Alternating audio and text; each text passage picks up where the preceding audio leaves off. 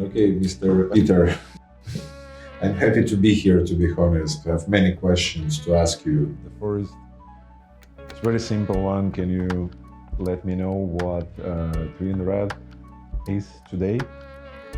What TwinRed is today, so where we came from, basically, you mean? Where you came from and what you achieved over the last how many years since you It's took been over? 6, no? 6 years now, yeah. So no, I mean, we started TwinRed when it wasn't even TwinRed. So it used to be a company called Double Pimp or Double Impact that then got acquired by our company group, nowadays by Enterprises. And when when I took over, then we started basically only with 2 people here in Barcelona, which was me and Anna. We basically worked on turning around this company. So when it was put in our hands, we saw that the financial results were terrible. Like they lost a couple of deals after they got acquired. And were the company making any money when you took over? No, on the contrary. Like it was really in critical condition, I would say. I mean, luckily the company group was doing very well, so they said, okay, we would, obviously save it. The idea was to acquire the technology and a working ad network.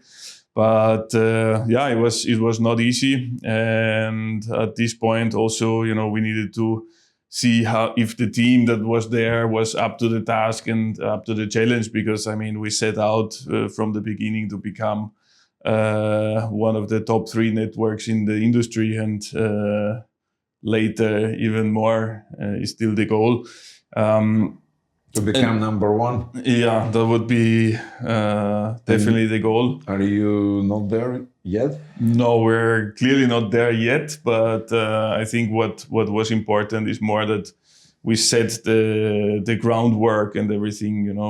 We have the right team, we have the right tools, we have the right technology in order to take that step, and that took a long time, I have to say. So in the beginning, we started to be working with mostly with our biggest partner company within the company group, with Live Jasmine, and we did a lot of business with them. So they were your biggest advertisers? Almost the only one when we started. But and it helped us a lot, to bring on board new deals and attractive deals for them, but also for other advertisers. So our primary goal was then, after things with Jasmine were stable, to diversify and not to be dependent on one client only, obviously. And then at the same time, to reshape the entire team. So we were a lot more people actually when I joined. So there was, I think, over 20 people in IT only. Today we are 7. So in IT? Yeah. Okay, so when you started, just to circle back a little bit, when you started, you were 2 people here in Barcelona office, you and Anna, obviously. Yeah. Anna, the vice president of sales. Yeah. So for those who doesn't know, and then you took over, you were 2 people, but the team was already there too. Just not in Barcelona, right? Exactly. They were all over the place. So the origin of the company is in Los Angeles. And we still have our head office there, in theory, but most of the team now is rather here in Barcelona. So me and Anna, we were just based in Barcelona, both of us, before we took over this project. And then we started off in a tiny room in a shared office space, where we started reworking this company. And then, at some point, we had more and more success. It got bigger and bigger. And we established a team here in Barcelona, mostly for the sales and support part. Compliance was also in Spain. And then we grew bigger and bigger. We went through the entire time of COVID while trying to put together a team. So thinking back, it was quite crazy these times, but was for anyone. But for us, when you take over a challenge like this and need to hire a lot of people from scratch, it was really tough. And then also, we were in this shared office space for a long time. I think for maybe over 3 years, because it had the benefit of being flexible at the beginning, especially during COVID. And then also, I'm very careful when approaching new projects that were initially losing money, not to waste any money on things that we shouldn't better afford. And then the time came when we finally made nice profits and the team was growing. So we decided to take this beautiful office space here on Diagonal in Barcelona. So we are sitting right in the heart of Barcelona today. So when you took over 6 years ago, the company was losing money. The company was in GEOs, employees-wise. You had no office, at least here in Barcelona. The network was dependent on one single advertiser. Yeah. Okay. Today, how many people you are? We're about 35 now. 35 people, 2 beautiful offices in the very heart of Barcelona. 2 floors, 2 floors. Yeah. You are making money, I presume? We do. And advertisers, are you still dependent on live Jasmine? No. So we reduced this dependency more and more. So we even had graphs we were looking at every single quarter. We give out KPIs to our team, and one of these KPIs was the diversification constantly. And we reduced this really on a quarter-to-quarter basis, and every quarter was a few percent less that we're dependent on 1, 2, 3 clients or something. So meanwhile, we are as our clients know, we're open to work with anyone on the advertiser side, and the team has done a great job in bringing on new clients, new partners, even from new verticals and everything. So we have a really healthy setup, because it's very important also from a responsibility point of view. That you can't be dependent on 1, 2 clients in a business. It's a major bottleneck. If something happens, if something goes wrong, you might kill the entire business. And also, I feel a little bit of responsibility for my employees and everyone here. Makes a living out of this. And that's why I try to take smart decisions and strategically. How long did it take you to bring company from the red to successful TwinRed, if you like the rhyme? I mean, when did you start to become a profitable company after you took over? That's actually is something that we are really proud of. This went way quicker than we thought. When I first saw the financial results when taking over, I was like, okay, this is really serious. But I knew I was backed up by a big group. However, my pride also is hurt when running a company that is losing money. So I really don't want to do that any day longer than absolutely necessary. So we focused everything on making profits as quickly as possible and cut any costs that were not absolutely necessary. So we took over the company. It was late September of 2019, and in the first full year of 2020, we were already breaking even with the company. We weren't making profits, but we were good. And the year after, we were already profitable, and since then, growing profits every year. What do you think contributed the most to start making profit? Did you just bring more advertisers? Did you slash the cost that significantly? Yeah. Or I think it was a combination of things. So first of all, one thing that really helped was that luckily Anna and myself, we really had a good reputation in the industry. So it was fairly easy to get new partners to trust us and bring a little bit of their budget to us and start spending with us. And then also on the publisher side, obviously, we had a lot of publishers that we knew and that knew that they can trust us. So we established rather quickly new partners on that side too. But yeah, then obviously on the cost side, there was a lot of cost because this company was like very, very successful in the past. And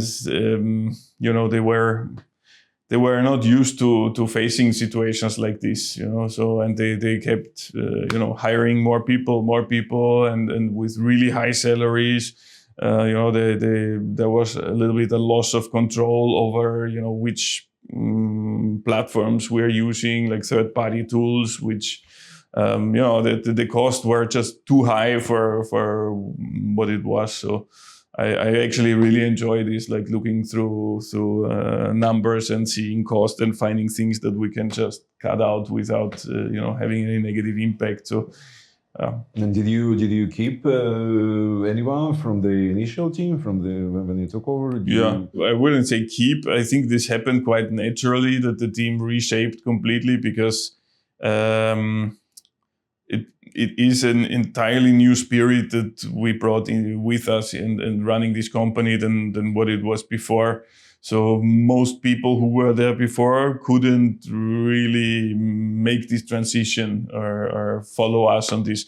So that the first step when we took over back then was that I conducted like personal meetings with every single person on the team. And try to find out if we're aligned in our vision, and if these people, are as eager as we are to turn this around and bring this to new greatness. What was your vision, except for the eagerness, the passion? Yeah, I mean you just said it. That's mainly what we're looking for. When we look for also new employees and whatever, like I'm usually always try to be in the final interviews and to feel a little bit if that person will bring the kind of passion and eagerness to learn, to evolve that we're looking for, because that's really what matters. I mean, we find a lot of people that have like very good background and I don't know, universities or experience, previous experience and so on. But all of that doesn't help when we're not really aligned on how we want to design the next couple of years together. So everybody we saw in this two floors are the people you're personally hired. Yeah. I try to be there in every interview, and usually it's depending on the department and everything. But that's the final stage. The final stage. I mean the final. So you basically don't probably check necessarily for the skill set and stuff. I presume it had been already checked before you enter the room. So what is that you pay attention to? I just try to find things, or to detect things that my heads of departments or whoever conducted the interview or our recruiter did not see. I mean, this is not because I see more than them. It's just I see different things than them, I think. And together we afterwards we have a conversation and we talk about it. And many times it's things that I didn't see that they are seeing, and and then the combination makes up for the decision. And usually we take very good decisions. I can happily say I'm really happy. Every time we are going to an event, to a trade show, and I see my team performing, I'm like, that's the kind of team I would want to be mine. Right. Yeah. Right. But again, we cannot not ask you what are the things that you pay special attention to when everything else has been checked. There's just little things that people say, and I think I'm pretty good in detecting if someone is talking or if someone really is saying something. Like that's I think maybe one thing that I can bring to the table. And what is the ratio? Like out of let's say 10 applications, how many of them would turn into a job offer? Maybe 0. Okay. So in terms of applications, we get really a lot, but luckily we have with Corina, our recruiter, that is already sourcing through thoroughly all the applications that we're getting. And she's really, we have several steps in this, right? So there's also a test that they have to pass.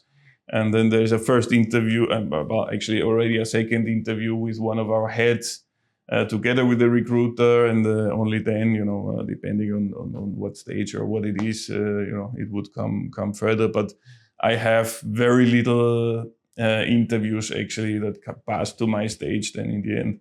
Okay. So we take a lot of time, and sometimes unfortunately it takes us even a year to fill a position. But on the other side, you have to say that sometimes we see people for one role, and then we're like, okay, this person is actually way better suited for another role. We even had the case where we had a candidate that I really didn't want to miss out on. So we designed a new role in this case for this person that wasn't even there. But at this point, when we saw this person, it made perfect sense that he could fill in these steps. So yeah, we're quite flexible. Personal approach. Is being in Barcelona helps you to recruit people? Yeah, for sure. I mean, it's Barcelona. It's just a wonderful city to live in. And I mean, there's a lot of international talent around here. So we have great universities as well. Already in the universities, you have international talent. You have a lot of young people in the company, I can tell. Especially in the beginning. But that was also coming from the financial point a little bit, that we said, okay, we rather have to educate juniors in the beginning to make sure we don't spend crazy money on people with experience. And we have to do it the hard way, basically. But now obviously we hire for both juniors and seniors. But normally I'm trying to have an atmosphere here that we try to fill in like head positions or whatever with internal people already. It's a little bit like, if you will, old school way to have a lot of investments in the offices, in the industry, where that transitions more and more into like remote working. Mm-hmm. What is your take on that? You don't like that much? Or have you thought about investing more into that direction? So, I mean, before COVID came, I would have never imagined that there would be remote work in my company, but we had to adapt, all of us. And, I have to say that during COVID, like, the team did a great job, and I fully trusted them that they're actually working.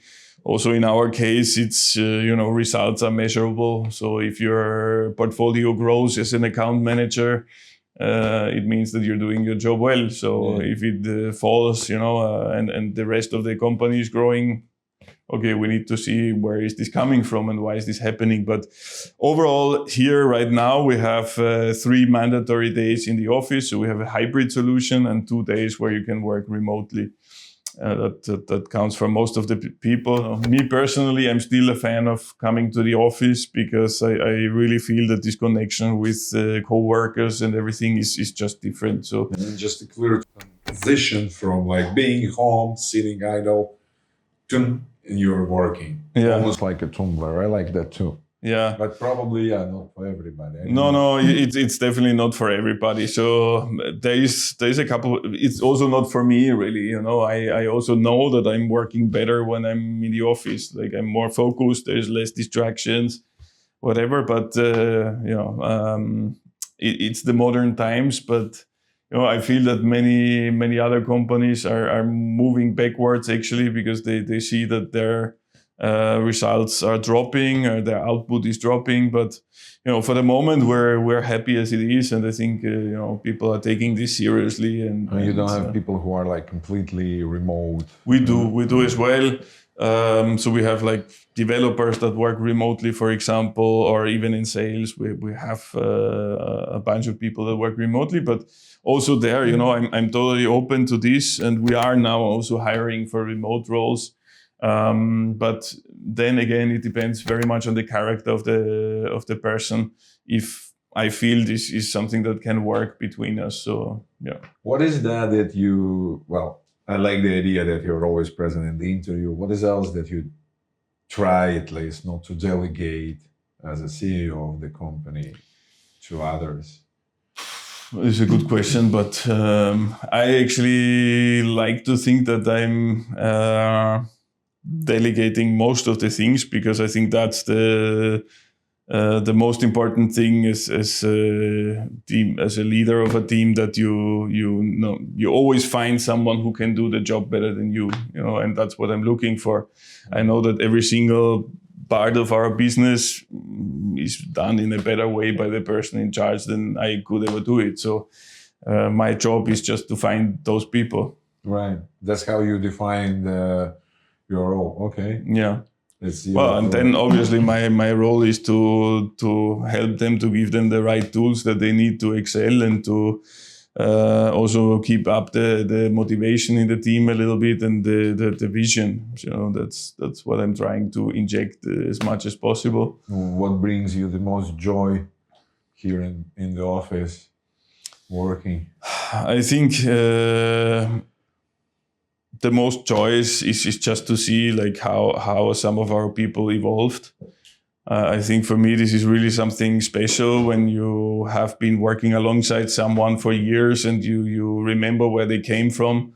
And then all of a sudden this has become, this person has stepped up a couple of levels and has become a better person also, not only professionally. To summarize this part, when you took over, and I repeat it again, you were losing money, you had no people. We had too many people. Yeah, on the you contrary. had too many people. You had too many people. No, some of them were just not, let's say, motivated to deliver. Then you were dependent on the one single advertiser. Now you have many advertisers, you are making money. In terms of team, do you think that you now have too many or not enough? No. If I would think we have too many, I would do a bad job. Okay. So I think we are always trying that,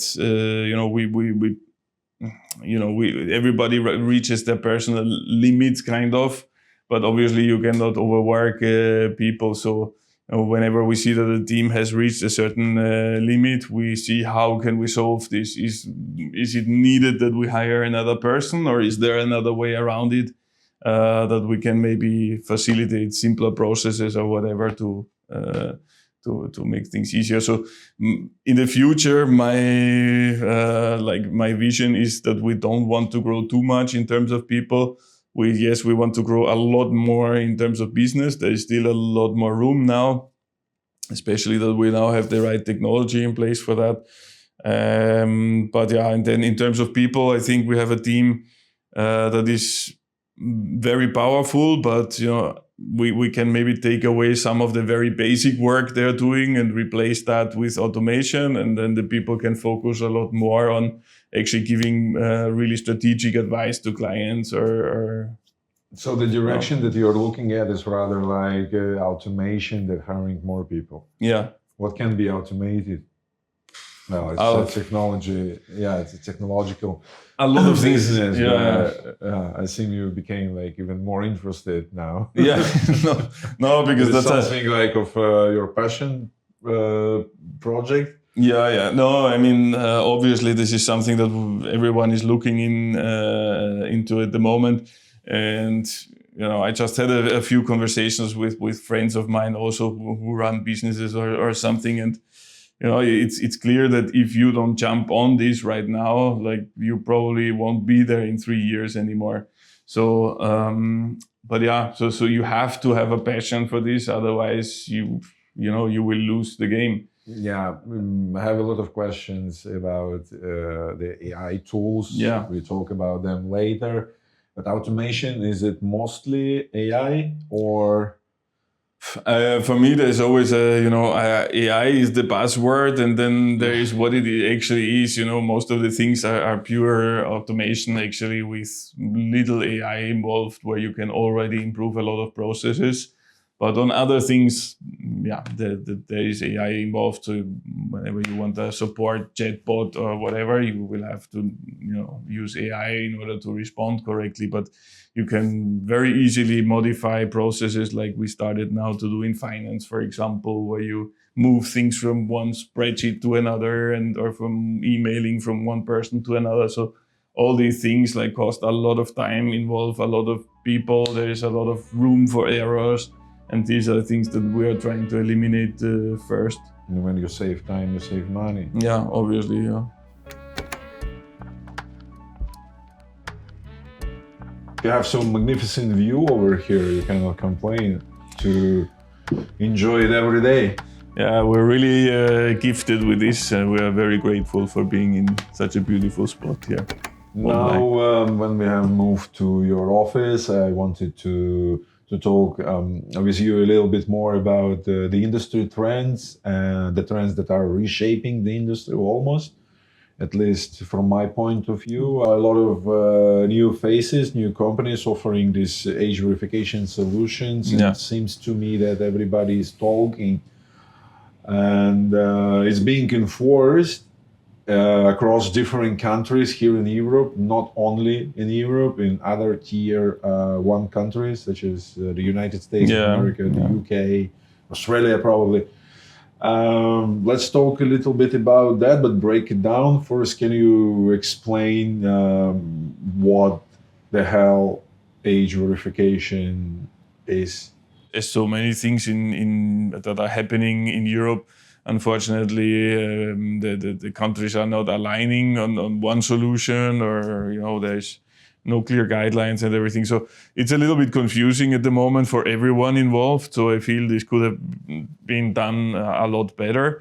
So right now you have a couple of solutions that are just facial recognition or credit card verification or whatever. So there's different solutions to it that can be used or are being accepted in one or the other country. But yeah, again, it's really it's really a big challenge, especially for our publishers, for example, because of the cost associated with this. So let me stop you for a second. From now on, in certain jurisdictions, to access an adult website on whatever nature, if it is considered adult, you need to prove your age, basically. Yeah. With the help of what, like third-party tools or? There are just a couple of companies that provide services for that. And with one or the other tool, you identify yourself and you prove that you're of legal age to visit the content. An ID check, a QIC procedure. Yeah, facial recognition checks, whatever. So there's different solutions. Yeah. And in what countries that have already been implemented as we speak? I think, I don't know, by the time we publish the interview, there's probably 5 more. No, but I mean, there's plenty of countries where you have it already. So you have the UK, France, whatever, you have a lot of them. But now, I just heard that it's coming Austria, Germany, we have it already. In Spain, also here it's coming now. So, I mean, they want to roll it out until the end of 2026, I think, Europe-wide. So, but there is no solution Europe-wide. This is a little bit a pity that there is nothing everyone can use in the same way. And that's why also it is a big mess. And that's why, many people try to go around this issue, and they are trying to avoid this by using a VPN tool. Okay. I stop you for a second again, step by step. Okay, there are these initiatives, then laws being enforced. We have solutions as for now is, these third-party verification tools. And to me, publishers would suffer the most, right? Because of the costs involved. Yeah. In this age verification. How does that work? Can you just explain this? I mean, usually you pay per identification if you use one of these tools. And there, I mean, you just have to do the math, right? So for for a product like a cam product or whatever, only so many people that come from a publisher's website will hit that service. So for them, it's a lot less people they have to identify, and also, they are making money with them directly, so the cost is minimal. But for the publishers who operate a free website and there's content, millions of visitors every day, identifying all of those in particular countries or in the future everywhere probably bears a huge cost.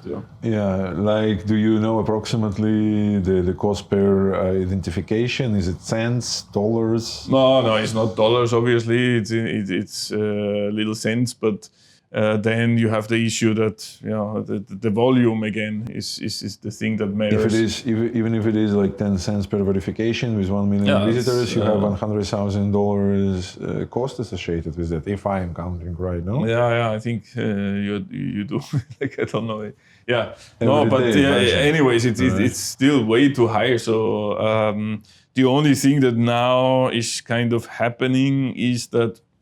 Some of the big services like campsites or whatever understood that if a user is coming from a particular website and has already been identified on that website, they don't need to verify the user again. So there's a big benefit. So that's something that totally makes sense, that when there is a close partnership already with website and service, that they team up and say, okay, we kind of find a deal all together.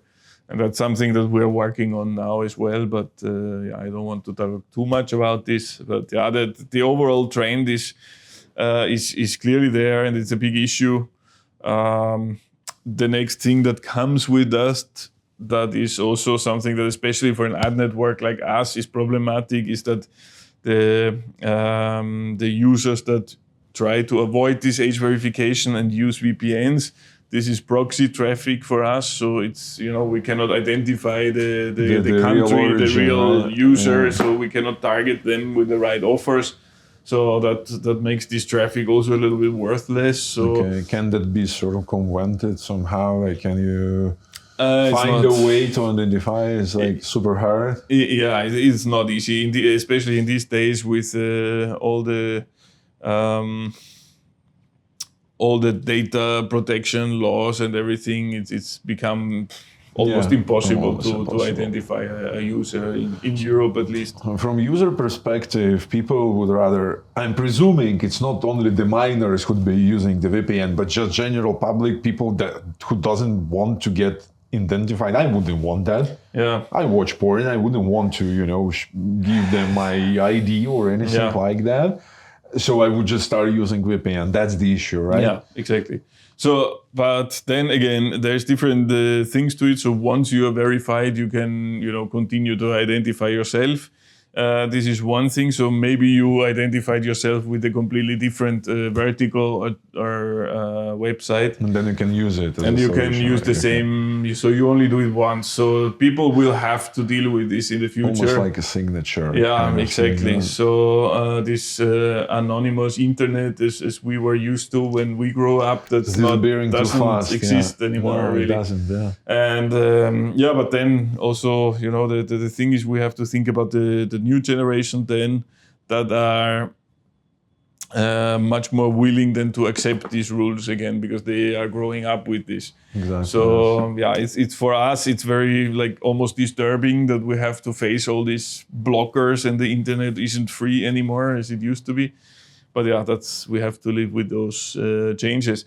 And in the future we will hopefully have a system that covers most of the countries, and that makes it a little bit easier to use. I also feel that the industry has been a little slow on this. I'm including ourselves in this.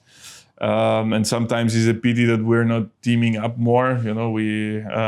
I think to find the mutual solutions to mutual benefits. Huh? Yeah, even if we're competitors in the field tomorrow and whatever, but creating a common solution would have benefited everyone. and that's something that we need to be more a little bit more clever in the future. Especially smaller publishers would need the help of bigger company groups, of bigger networks, perhaps. Yeah, like you have this little website, you still want to monetize. Yeah, I mean, those are probably the last ones who will be under control or under investigation for this. Now it's the big sites that are already on the radar. But yeah, I mean, in general, it's very often that in our industry we try to fight new laws and whatever. Also like we were just talking, that we don't want to accept that the internet is what it is today. The same way it's a little bit in our industry where we say, I'm not sure, because this is freedom of speech and accessing for anyone, and so we have to fight this. So there was, I think, more initiatives on fighting it rather than creating a solution around it. Mm-hmm. And I feel this is something that we can learn from and do better in the future. Well, what are the consequences for now in those countries that already implemented this? You see the plunge in traffic? Yeah.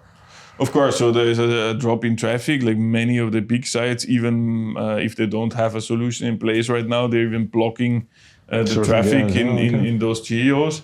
And obviously also on the side of offers and everything, there's a drop in conversions because people don't want to necessarily identify themselves. So Oh, look, it started. The rain. Okay, we have Barcelona autumn weather now. Yeah, for our viewers, for those who are not in Barcelona, that is very rare, I would say. So we are, and you see, we are discussing this a little bit sad things, and it started to rain. Yeah. That's the age verification rain. Okay. Yeah, age verification rain. But you believe that solution will be found? Yeah, I mean, there are already plenty of solutions out there. It's just a question of aligning a little bit more amongst them and whatever. And then, Okay, how do you think the publishers will transform? There is another opinion that most of the websites, at least good websites, will just become paid. They would go under the paid walls in those countries, or they would just adapt with the costs. I mean, I think they will have to adapt in some way because, as we just said, it's not going to be specific countries anymore that we are talking. Like this will be in at least tier 1 countries, as we like to call them. It will be everywhere very soon. So you have to adapt to it, and you have to find a way that you can bear these costs.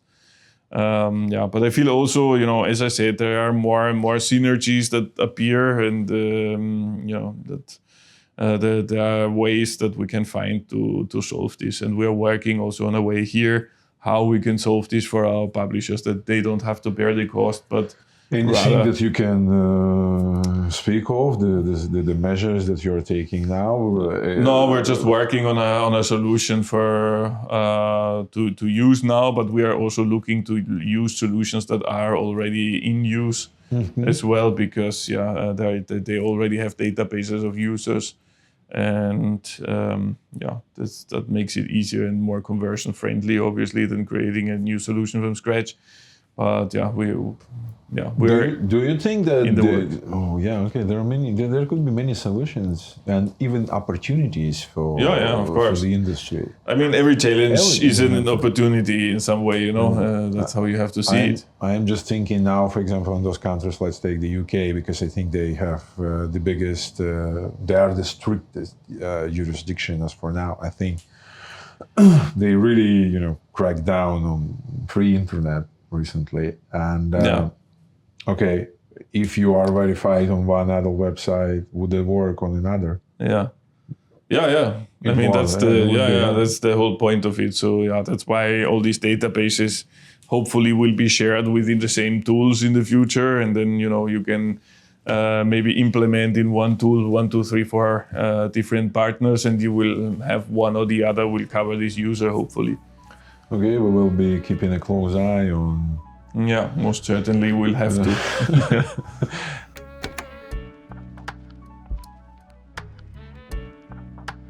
Let me ask you about the other trends that you see apart from this one.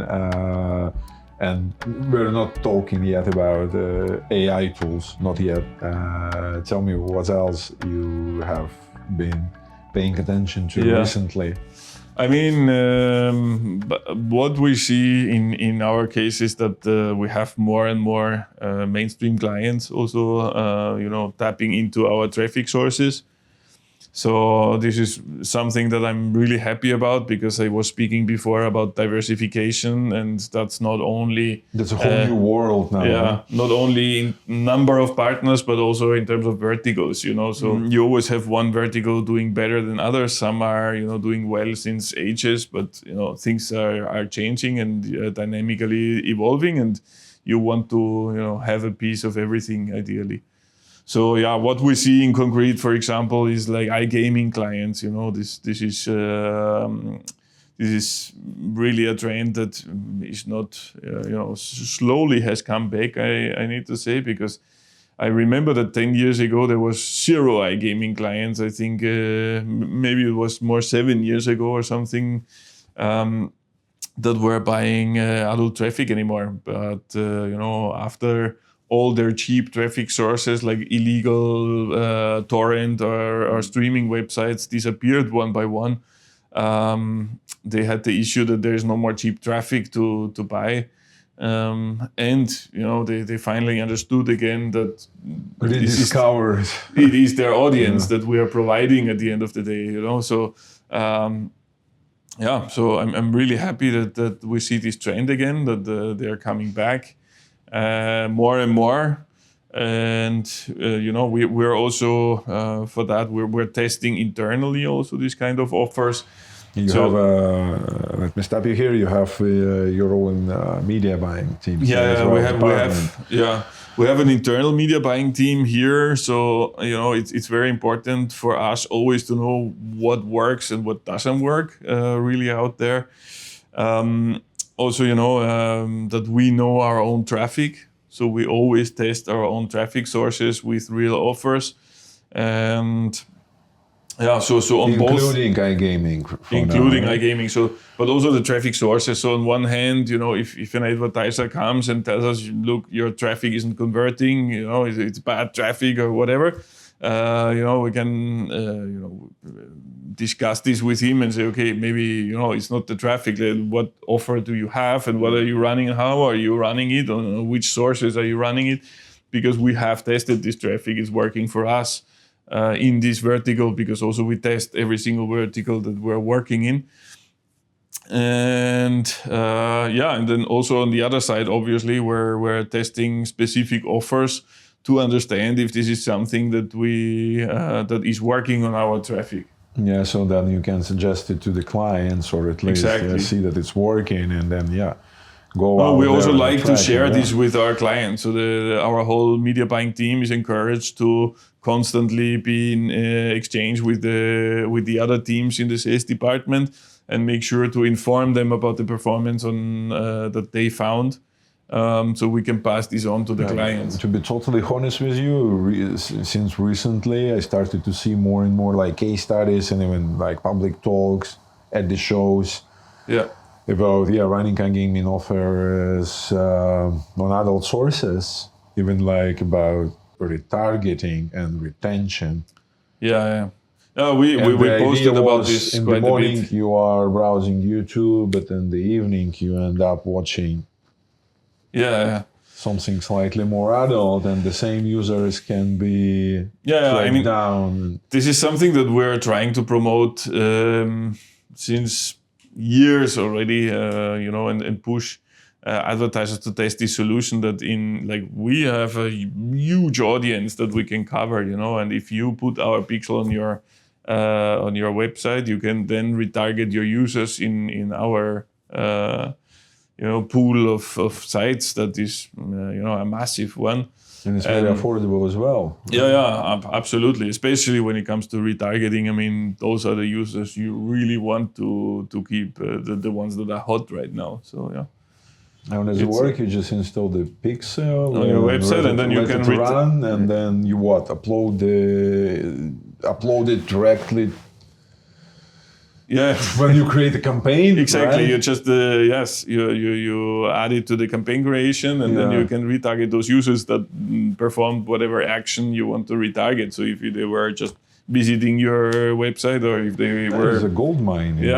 cart abandoners or whatever. So taking into consideration the kind of payouts that usually are paid in the iGaming, up to like 300 and more. You definitely want to invest a little bit more to retarget those for sure, who because haven't. Those are usually a very small pool of users, right? So the ones that you already retarget. So the spend on retargeting is usually very low, except if you have a massive ad spend. But these are the super hot, high converting pool of users. So you really want to do that. And can you segment the users, like those who register? Yeah, you can apply multiple actions. Yeah. All right. That might be interesting for those who are on iGaming offers. For sure. Yeah. What else? Yeah, the only challenge is that you have to place the pixel on your website. So, if you promote a third-party website, they won't let you put the pixel on there. So if you're an affiliate, it can be very tricky. Yeah, what you can do, though, is you can use it on your pre-landing page, for example, that you create yourself. And then for those who make it to the final lender on the third-party side, on that click, you target those users in a way or something. I can even think of million ways to use it. Yeah, for pre-renders, or even many affiliates now in iGaming, they use this like applications with web view inside, so they can also insert pixel there, no problem, I believe. And then if you're a big affiliate, you can even speak to advertisers to design for you a sign-up page with the pixel installed. Absolutely. I believe it's no problem. So, you have to be creative, but there are ways for sure. We encourage those who watch us to go and test it. Might be an opportunity. For sure. Many people and feel free to come to us, speak to us. Like we're happy to help you with ideas and some guidelines how to set this up.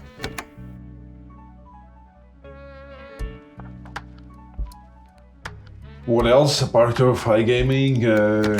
Nutra offers have been historically performing. That stays the same, right? Stays the same, yeah.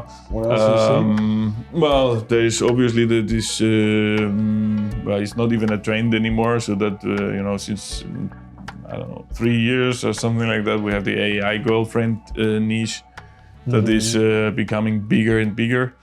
There's a lot of money invested into this vertical, to break through it, and there's a bunch of big companies now. I recently were doing a research for an article I was working on, and I saw some stunning numbers. That number of search inquiries rose from like, I don't know, let's say 1,000 to 1 million per day. Like, No, it's huge. It's really huge, big interest now. Yeah. And how do you see it's reflected in the offers you see, or we products? We see more and more of them coming, and we're happy to help all of them. We have quite a bit of experience already, since we already tested these offers ourselves as well. So our team knows perfectly how to run these offers successfully. But also, what we saw is that a lot of companies need to focus a little bit more on their product, if I may say so, because we see with some of them, for example, and that's not only a one-time thing. Like we saw this a couple of times, that the price per acquisition of lead is very, very low. It's crazy how little they have to spend to create a new user that subscribes, but then the user retention within the product, that's a tricky thing.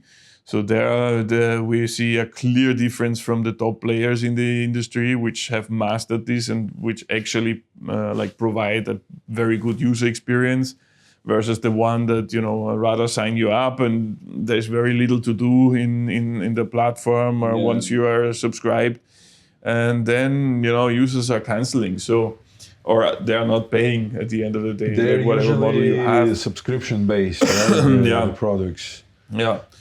And then but no wonder, that the users nowadays are a little bit, also smarter in this way.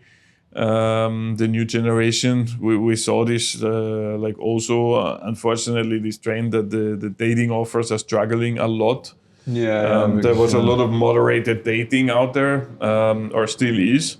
Also the vertical is in decline a little, at least. I don't know to what extent, but I heard people even like transitioning into other verticals because they cannot make as much money as they could before, and this one of the reason. And as you're mentioning, new generation is coming, and we might not notice it because we are older. But they're born into it. They are more accustomed to different things. Absolutely. And in the past, I remember we had also in mobile services, right? This is one industry I'm coming from. In the past, we had lifetime values of users on rather worthless products that were insane because people were just too lazy to unsubscribe or whatever. It would just run forever. But nowadays, this isn't happening anymore. We see this getting shorter and shorter if you don't provide a real product. You need to provide the product, the experience. You need to provide value at the end of the day for the users. Otherwise, you will lose. And so you see this little industry that's becoming probably not that little, is maturing too, and some serious players are coming into the scene too. I don't know, a couple of days ago, so that Live Jasmine from the same company group you are they launched their own AI product. We have Cuties.ai now that we just integrated. Cuties is called, right? Cuties is called, that we just integrated also to our affiliate platform that we're also running. So it's the AW Empire that we promote things like Live Jasmine, and also Cuties.ai as an affiliate. You can come now to us.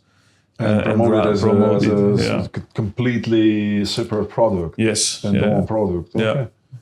Interesting. So the more money is being invested, and then the more, bigger players are coming, and that's the trend to watch. Absolutely. Yeah. And now we'll move to your recent addition, another floor, it's another offer space, which I must admit very beautiful. And you can obviously say that a lot of money has been invested into something like this. Does that indicate that you have really big ambitions? How many people you want to have here in a year, 2 years time? It's more that at some point we got the other project in the portfolio from the company group, as I said before, AW Empire, the affiliate network that we're managing as well. So we have the team of the affiliate management also here, and also we made a switch in our IT. So we switched to an entirely new platform recently. In-house developed. And now we have also the developers here on this floor, and for that, we tried to find. We were running out of space because upstairs we were already full. So we tried to find additional space, but also solve a few issues that the upper floor brought with itself. Because upstairs we had only a small kitchen, for example, and not really enough room for so many people to enjoy time together. So that's why here we built a bigger kitchen also. At the same time, and we added this nice community space here where people can hang out and have a good time as well. Yeah. Right. Does that also help you to attract people, to hire people? Is that a selling point?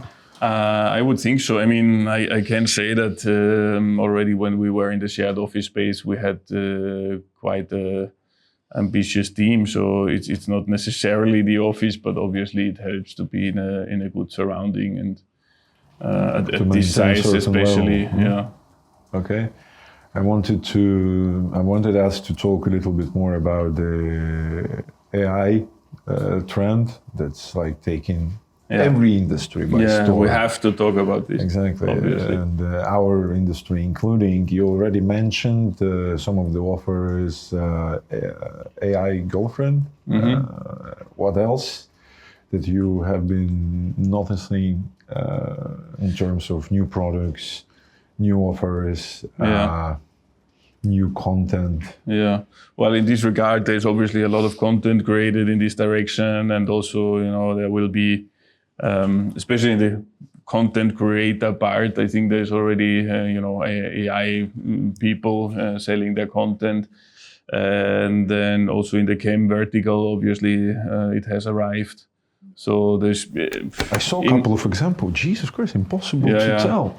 Tell that those are not real people. And it's now, like, I believe in 2-3 years' time, it would be just needed no more, I mean, for the real people to be there. The speed with which it is developing is quite frightening, to be honest. Things that were impossible 3 months ago are possible now. And I mean, with this speed, who knows what will happen in 2-3 years. I think also already in 6 months, we will see a different environment again. And obviously our industry is no exception here. So, yeah.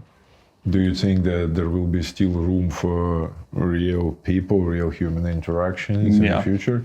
I think in many spaces there will be. So obviously a lot of things are being automated and replaced. Many things rightfully so.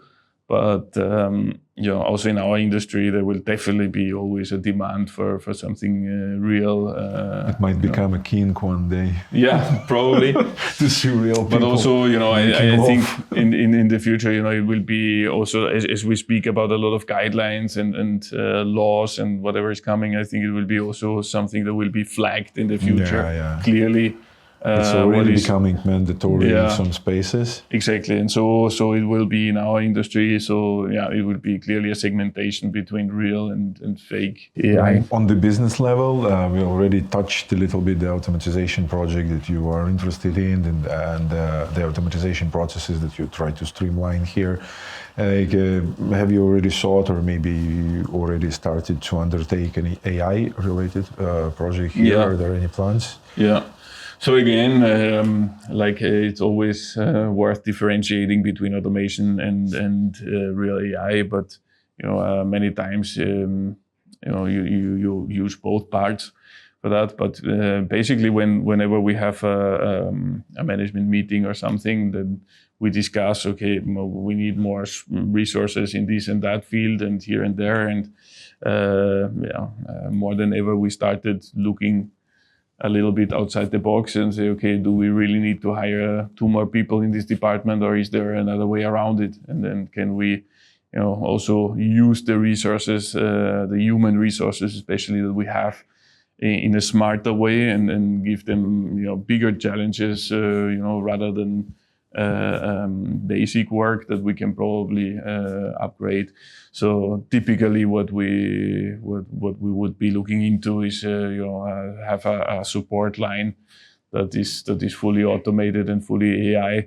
And when you start, this is like really the basics. Let me pause you here for a second. How busy a support team in an ad network?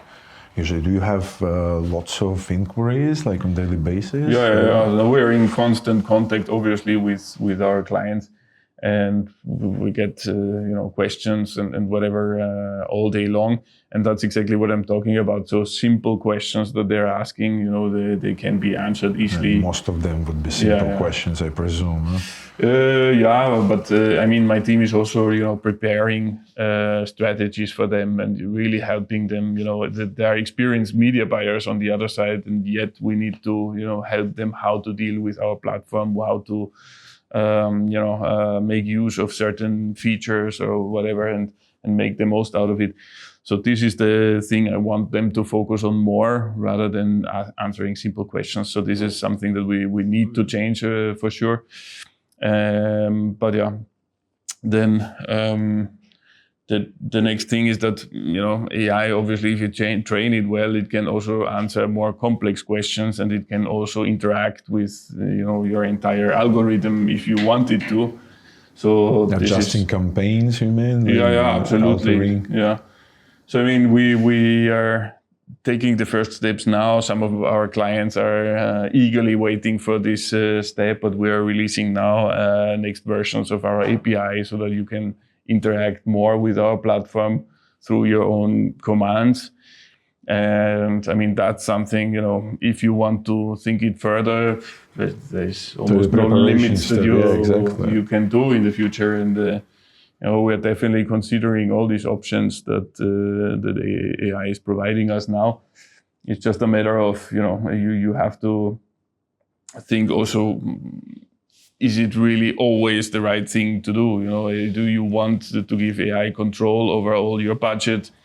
And also AI makes mistakes, we know that. Yeah, we do. Well, and sometimes very stupid mistakes. Yeah, as do we, but it can happen, that they spend your full budget, and whose fault is it then? Yeah. So that's why we have to approach this very carefully, and I think we want to go step by step about this and see how we can really include it in a way that is still safe, but to the maximum capacity that is possible. But at a certain stage, you see that AI would become an assistant to a media buyer at every step, right? With creatives, like for sure. Budgeting, whitelisting, blacklisting, A/B tests. Especially A/B testing, I think what you're saying now, and with creatives. I mean, there are already tools out there where you can have fully automated A/B testing of your ad creatives. So, I mean, these are things that every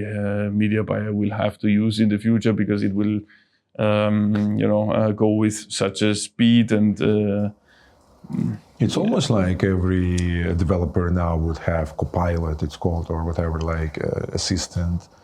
When they program, that could be like. I mean, see it in your everyday life. I mean, I suppose you're using AI on a constant basis as well to ask certain questions to how do I do this, to help you do your work. Find this and that, and then you when you start playing around with this more, you are surprised how many things you can actually solve with that knowledge that you didn't even have before. So it's really interesting.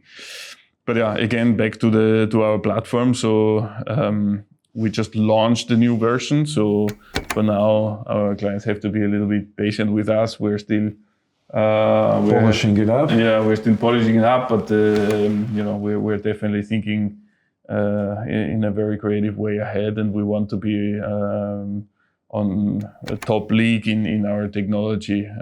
We want to be the market leader in creativity and technology.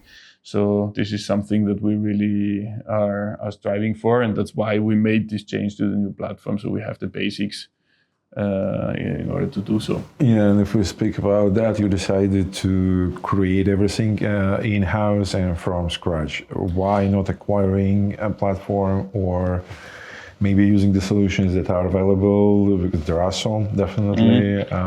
What was behind that decision?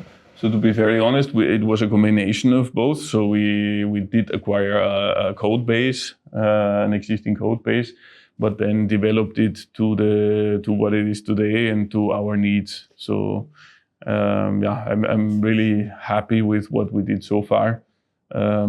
Yes, some things can be better. Some things will be, are still in the making. But knowing the backend that we have and everything that is optimized there, and the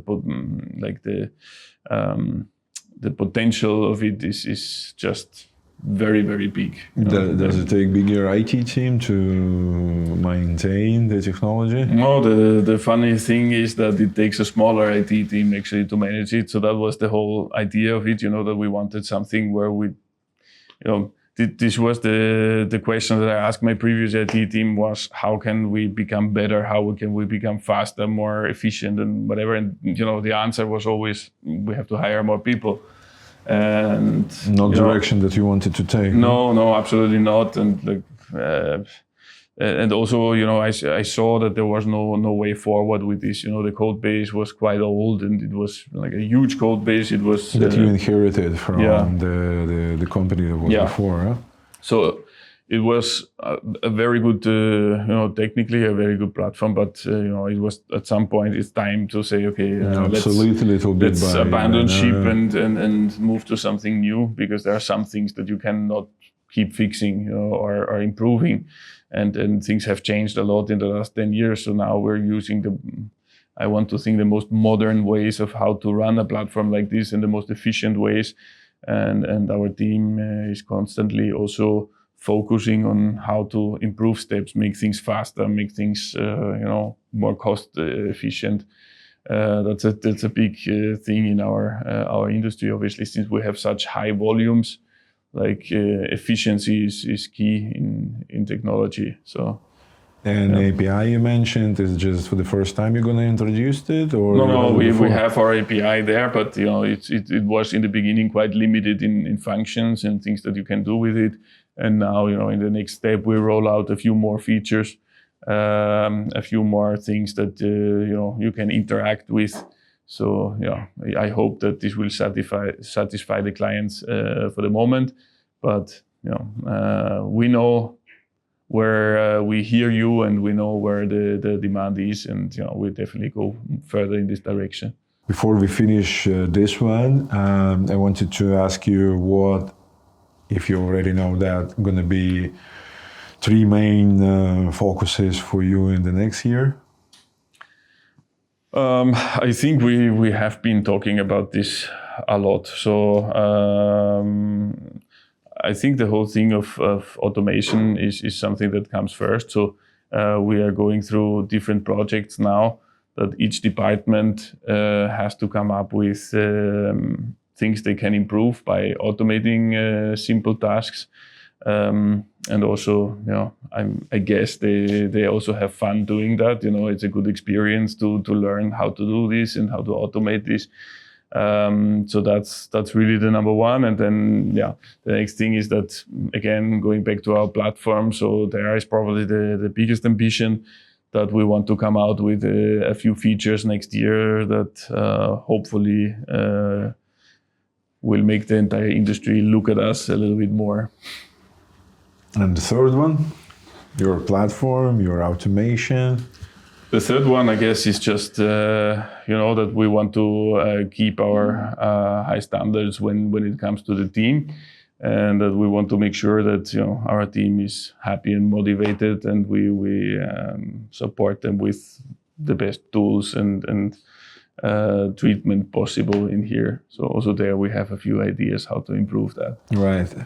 Performance-wise, you grow year to year, and next year, any specific plans to grow even faster, or just to keep the speed that you are at? No, for sure. I mean, the speed we're at,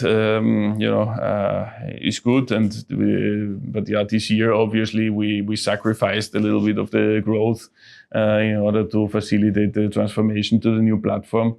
So that was the most important thing this year, and the biggest milestone that we actually achieved since we took over this project. But then next year, now everything is set for growth. So now we will really focus on scaling, on bringing on new partners and bringing on new traffic. So now we also will start focusing a lot more on banner traffic, for example, which is something that we were coming from being a propaganda network in the past purely. And our old technology was not designed to serve banners. So now we have any kind of possibility in a technical way that we want to. And so, bringing in strength in a new ad format also means that you bring in more diversification again, back to where we came from, and new clients that find us attractive and can work with us. So I'm really excited about that. But also, obviously, our key formats like the video ads or pops, interstitials, like this is something that I think we can get stronger and stronger in these verticals. More technologies, more advertisers, more ad formats, more verticals. More publishers. More publishers, yeah, that's the pillars that TwinRed stays on. Yeah, absolutely. All the best luck with everything, and thank you for this conversation, Peter. It was a pleasure, like always. As always. Thank you, Roman. Thank you.